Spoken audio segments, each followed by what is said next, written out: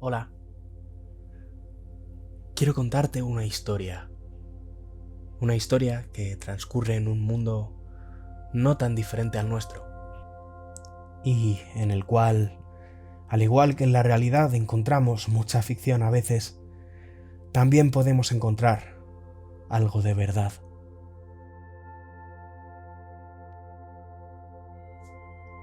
Antes de comenzar, me gustaría pedirte que buscases un lugar tranquilo, sentado o tumbado en un lugar cómodo, sin distracciones, sin ruidos.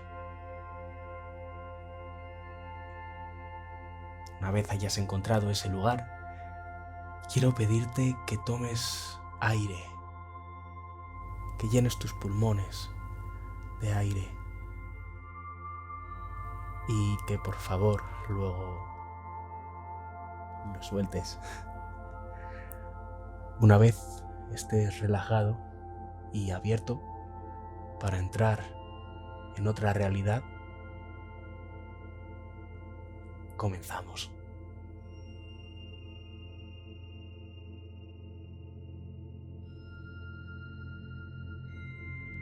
No recuerdo qué hice el día que empezó todo. Supongo que ver la tele, jugar a videojuegos, ir al gimnasio o a la biblioteca. Por aquel entonces estudiaba cosas relacionadas con finanzas y gestión de las emociones. Era todo lo que hacía. Y además no hubo un día en concreto en el que empezase todo. Fue poco a poco, saludando desde lejos, como en una de esas situaciones en las cuales ves que te están saludando, pero te das cuenta de que no es a ti, sino que es al de atrás. Solo que en esta situación sí que te estaba saludando a ti y al de detrás, y al de detrás de esa persona. Nos estaba saludando a todos, desde lo lejos, pero más cerca de lo que pensábamos. Y mientras nosotros nos refugiábamos en el "a mí no me va a pasar", el mundo comenzó a irse a la mierda. Durante mi confinamiento tuve tiempo de sobra para pensar en mí, en lo que me mueve, las emociones que predominan en mí, cómo afectan a mi comportamiento, a los demás, cómo se relacionan con mis objetivos y metas, qué quería conseguir realmente en la vida, qué tipo de persona quería ser, por qué quería ser esa persona y no otra. Me llamo Javier Azcona. Tenía 25 años por aquel entonces y ya está. Vivía a las afueras de Madrid, lo suficiente como para ser madrileño, pero no tanto como para vivir cerca de ninguna estación de metro.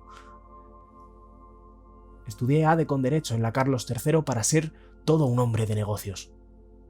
No aspiraba a ser millonario, pero cuando comencé a entender cómo funcionaba el dinero, simplemente me sentí fascinado. Lo veía como una forma de entender el mundo. Lo mismo me pasaba con las leyes. Las veía como las reglas del juego de la sociedad. Y había una llama que estallaba dentro de mí cada vez que conseguía mi objetivo gracias a entender las reglas del juego. Ya conoces el dicho, echa la ley, echa la trampa. Y no soy un tramposo, no me malinterpretes, pero me encanta saber qué trampas poder coger, pero no cogerlas. Saber que están ahí, accesibles, disponibles, y observarlas a través de un cristal que no cruzo porque no quiero,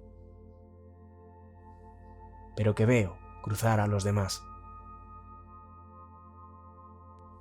Por eso era bueno en lo mío, pero no por ello tenía trabajo. Completé mis horas de prácticas curriculares y extracurriculares. Todo el mundo, en cada empresa que pisaba, estaba encantado conmigo.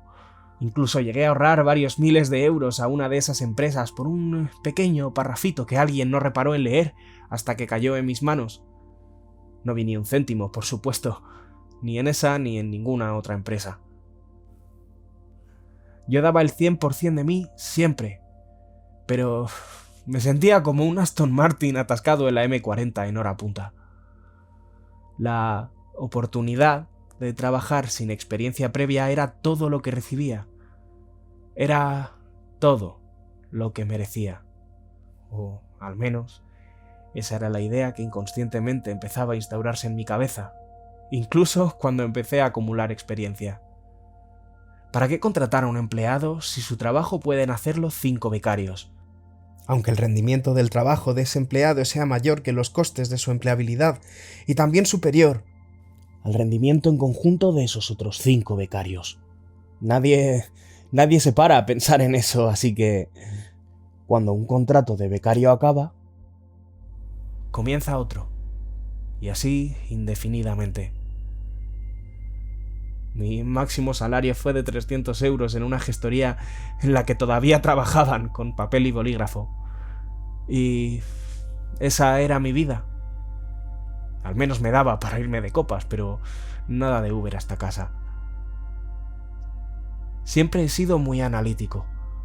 Cuando era pequeño, miraba a mi alrededor y todos parecían entender cómo funcionaba el mundo menos yo.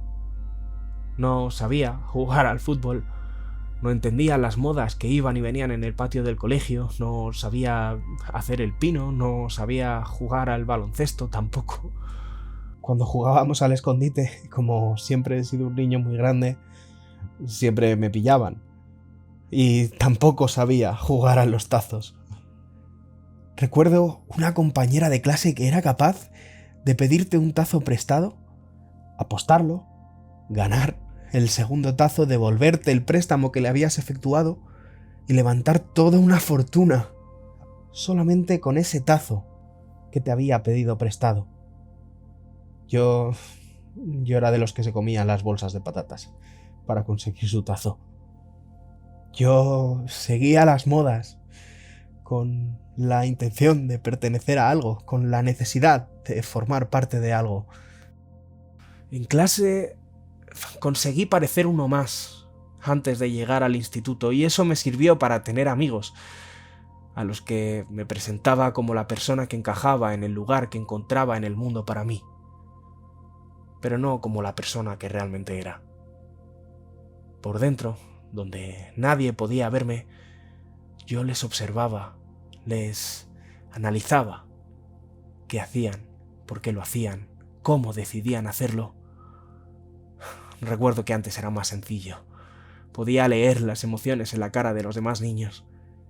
Pero en el instituto todo el mundo empezó a cambiar de letra, de lenguaje, de alfabeto. De pronto nada tenía sentido otra vez. A la vez que mis emociones iban creciendo, también lo hacían las de los demás, y fue desde mí que aprendí el nuevo lenguaje de las emociones. Y de pronto, tras el matón de clase, empecé a ver una frustración desmedida. Tras la chica de gafas que, en silencio, va a la biblioteca en los recreos, un profundo desprecio hacia lo que le rodea. Tras la tía buena del curso, la presión de ser perfecta y la sensación de no ser suficiente.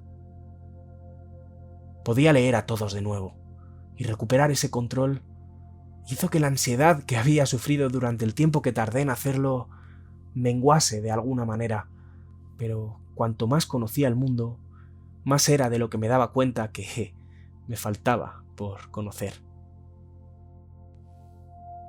Nunca podría tener el control absoluto al que aspiraba.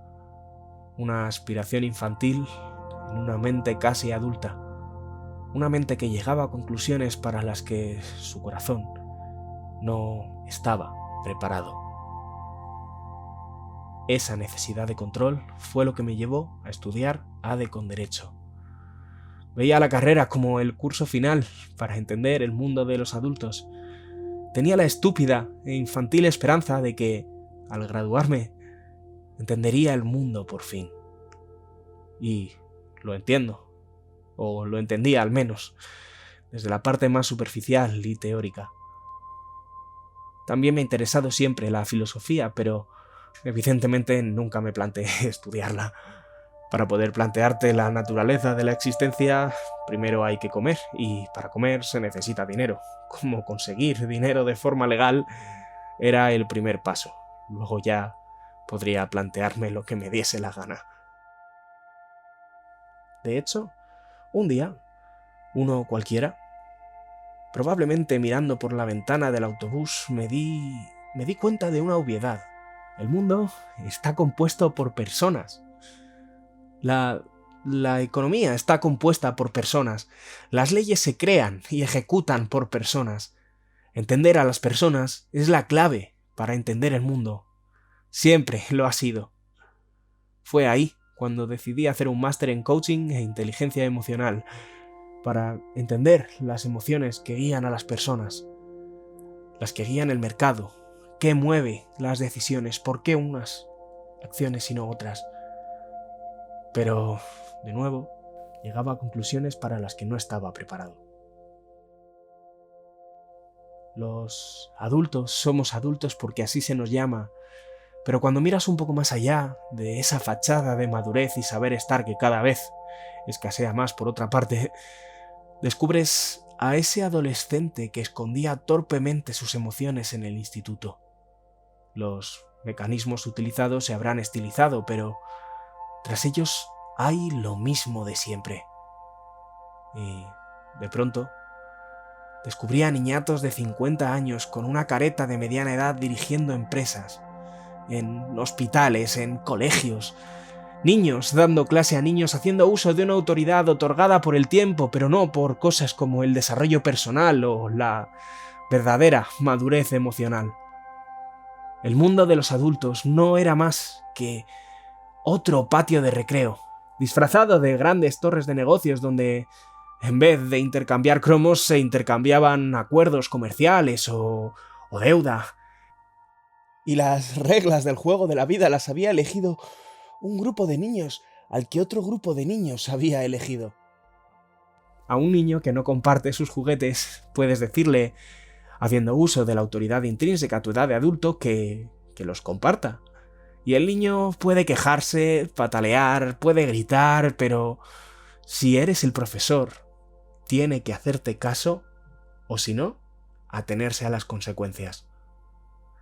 Ese mismo niño egoísta fue a la universidad a finales del siglo XX. Escaló poco a poco en la empresa en la que tú ahora entras de becario, y ahora que es él el jefe, no va a compartir sus juguetes. Profe Estado puede decirle que lo haga, pero como ya he comentado, son niños eligiendo a niños. Y echa la ley, echa la trampa. Si no me gusta este patio de recreo, me voy a jugar a otro, donde las normas sean, más acorde a mis intereses. ¿Quién no ha hecho trampas de pequeño? Gracias al módulo de neurología del máster, entendí que mi cerebro estaba empezando a disociar la información dentro de sí.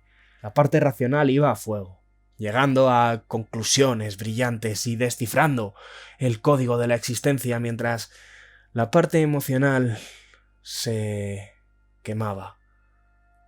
Las emociones que derivaban de las conclusiones que llegaba racionalmente eran demasiado potentes para poder gestionarlas. Y ahí fue cuando empecé a pasarlas por encima. Eso es lo que se entiende por disociación. A veces no se necesita un momento en concreto para que una persona quiebre. El propio desgaste del día a día mal gestionado puede volver loca a una persona. Pero en mi caso, sí fue algo muy concreto. Mi mayor problema era que los otros niños del patio no me daban un trabajo o un sueldo acorde a mis excelentes aptitudes y que por culpa de ellos seguía viviendo con mis padres, igual que cuando era niño. Era como si nunca hubiese abandonado el patio del recreo. Y la verdad es que lo odiaba. Muchas veces tenemos idealizada la infancia porque nos quedamos con los mejores recuerdos, pero si indagas un poco más, yo no volvería a ser niño. Es prácticamente lo mismo que ahora, solo que sí, puede ser que con menos responsabilidades, pero también con mucha menos libertad de acción. Aunque tampoco tenía demasiada libertad de acción, dada la situación laboral que estaba viviendo. Me recordaba demasiado. Era como seguir siendo un niño, pero estando cansado, porque llevas siendo niño demasiado tiempo. Recuerdo que durante la universidad y mi etapa como becario, a menudo me despertaba en medio de la noche escapando de algún pasillo, o de alguna clase soporífera, eterna e incomprensible, o de alguna situación tensa con otros compañeros en la que mi integridad física o mental estaba en peligro, de alguna manera. Eso era lo que me ansiaba, lo que me perturbaba en aquel momento.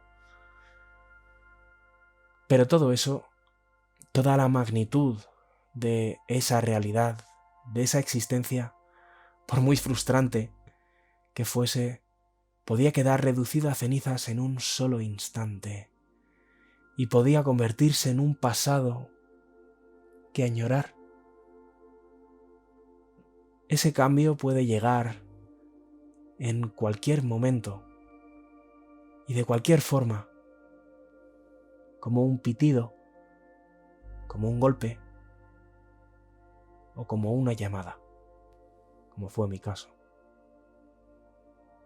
Una llamada seguida de un grito de mi madre en una cálida y dorada tarde de principios de otoño. Un grito sordo, de los que se escapan e inmediatamente quieres contener, pero que llegan a los oídos del otro con la intención clara de no alarmar. Y eso fue precisamente lo que me alarmó.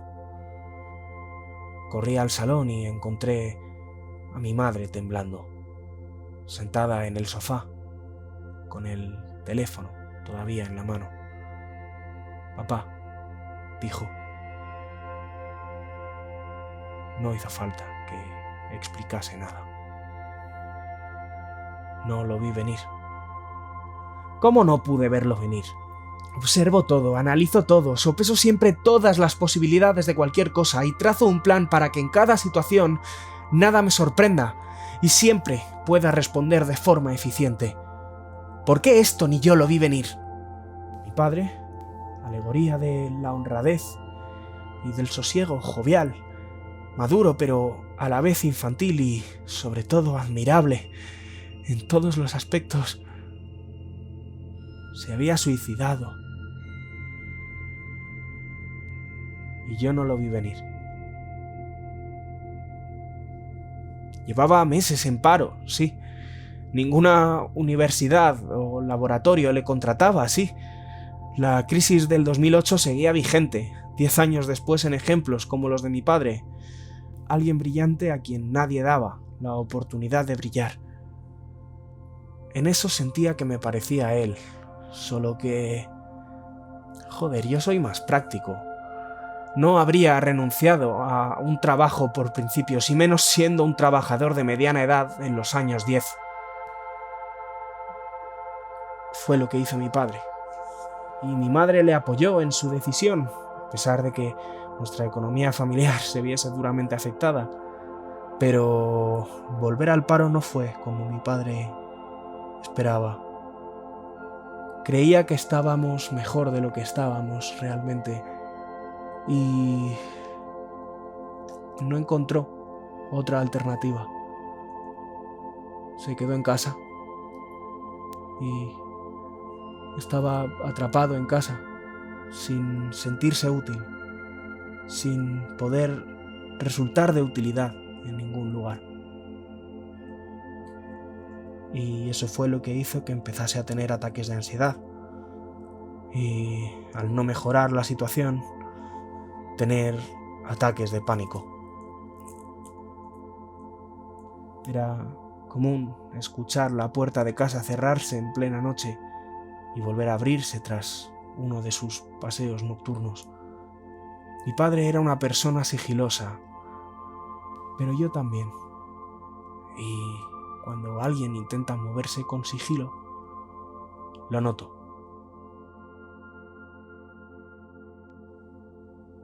Ahí empezó mi confinamiento, no después.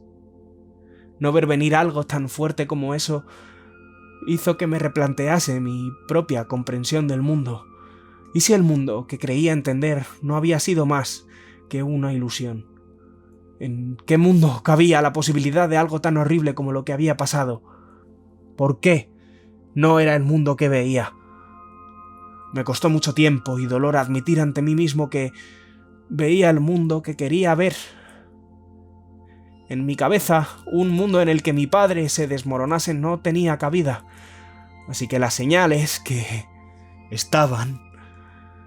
pasaban por delante de mí sin que yo las procesase. Veía al padre que quería ver, al que necesitaba ver, y perdí al padre que tenía. Y me pregunto todavía, cada día, después de todo este tiempo, ¿qué podría haber hecho yo para haberle hecho cambiar de opinión? ¿Qué podría haber hecho si no hubiese ignorado esas señales que no me atreví a ver hasta que no fue demasiado tarde?